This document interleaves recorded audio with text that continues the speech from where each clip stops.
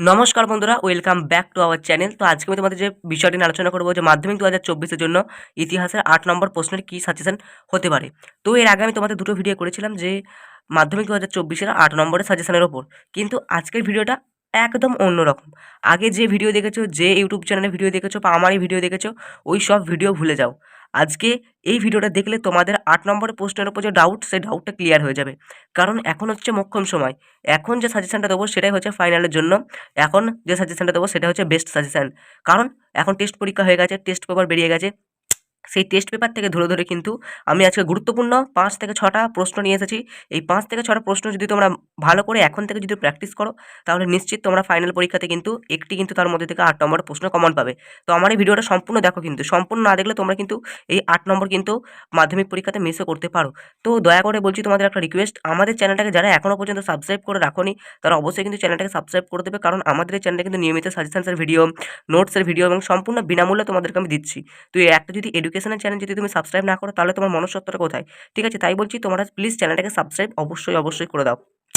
তো আজকের প্রশ্ন সংখ্যা আমি একটু বেশি দিয়েছি, ঠিক আছে? কারণ তোমরা যদি এই প্রশ্নগুলো এখন থেকে যদি প্রিপেয়ার নাও, তাহলে কিন্তু তোমরা মাধ্যমিক পরীক্ষার ফল কিন্তু খুব ভালো হবে। অনেক ইউটিউব চ্যানেল আছে যারা কম করে প্রশ্ন দিয়ে দেবে, তোমরা সেই ভিডিওগুলো দেখবে, দিয়ে তোমাদের কিন্তু ক্ষতি হবে। কিন্তু আমি সেরকম না, একটু প্রশ্ন সংখ্যা বেশি দেবো, কিন্তু তোমরা কিন্তু নিশ্চিত থাকতে পারবে যে এই প্রশ্নগুলোর মধ্যে তোমরা কিন্তু মাধ্যমিক পরীক্ষায় কমন পাবে। ঠিক আছে, তো ভিডিওটা সম্পূর্ণ দেখবে। আর এরপরে কিন্তু আমি আরেকটা পার্ট আনবো, যেটা জানুয়ারি মাসে আমি পার্টটা আনবো। ঠিক আছে, আরেকটা ভিডিও আনবো, সেখানে আমি তোমাদের একদম একটা প্রশ্ন বলে দেবো।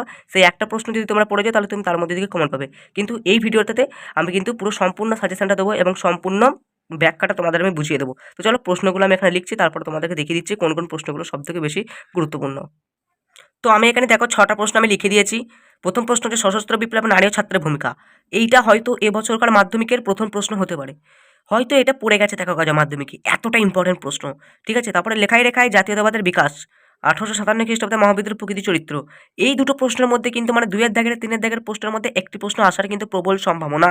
ঠিক আছে, সাঁওতাল বা নীল বিদ্রোহের কারণ ফলাফল, এই প্রশ্নটা কিন্তু 4 নম্বরে আসতে পারে, কিন্তু 8 নম্বরে আসার কিন্তু চান্স এবারে আছে। বাংলায় কারিগরি শিল্পের বিকাশ সম্বন্ধে লেখো, অহিংস অসহযোগ আন্দোলন, ভারত ছাড় আন্দোলন, কৃষক ও শ্রমিকদের ভূমিকা। তো তোমাদেরকে 8 নম্বরে একটি উত্তর লিখতে হবে। তো তোমরা যদি এই 6টা প্রশ্ন পড়ে যাও, তাহলে কিন্তু এর মধ্যে থেকে নিশ্চিত একটি প্রশ্ন কমন পাবে। যদি তোমরা চাইছো যে না আমি 6টা প্রশ্ন পড়বো না, তাহলে তোমাদের আমি গুরুত্ব দেবো যে প্রথম 3টে প্রশ্ন তোমরা পড়ো।